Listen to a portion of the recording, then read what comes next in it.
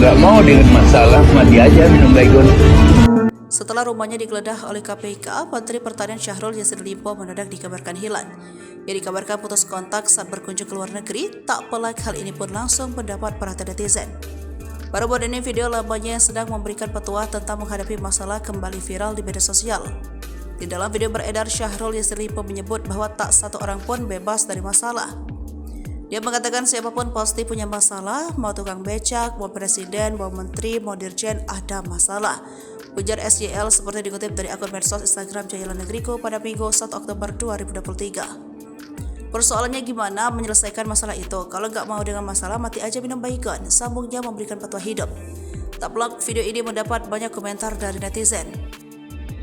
Sebelumnya, mentan Syahrul Yassin Limpo hilang kontak di luar negeri. Hal ini disampaikan Wakil Menteri Pertanian Harfiq Hasnul Kolbi yang mengatakan pihaknya saat ini kehilangan kabar atau lost kontak dengan mentan Syahrul Yassin Limpo.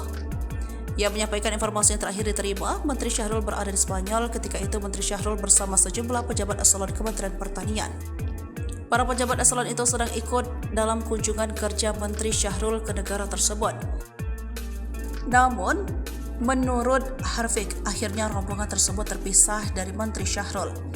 Saat ditanya apakah ada indikasi bahwa Menteri Syahrul kabur dari kasus yang sedang ditangani oleh KPK saat ini, Harfiq menegaskan tidak. Namun menurut keterangan Bendahara Umum Partai Nasional Demokrat atau Nasdem Ahmad Sarhoni, Syahrul Yassin Limpo saat ini tengah menjalani pengobatan di luar negeri. Menurut Sarhoni, Syahrul Yassin Limpo sedang menjalani pengobatan di luar negeri karena menderita sakit prostat. Meski demikian, Sarhoni tidak mengungkapkan lokasinya atau di negara mana Menteri Syahrul Yassin Limpo tersebut menjalani perawatan kesehatan. Sarhoni hanya mengatakan bahwa dirinya berharap kondisi Menteri Pertanian bisa segera membaik. Selanjutnya diharap Syahrul Limpo bisa kembali ke Indonesia secepatnya. Menurut Sarhoni, kepulangan Syahrul Yassin Limpo ke Indonesia sesuai perintah Ketua Umum Partai Nasdem Surya Paloh.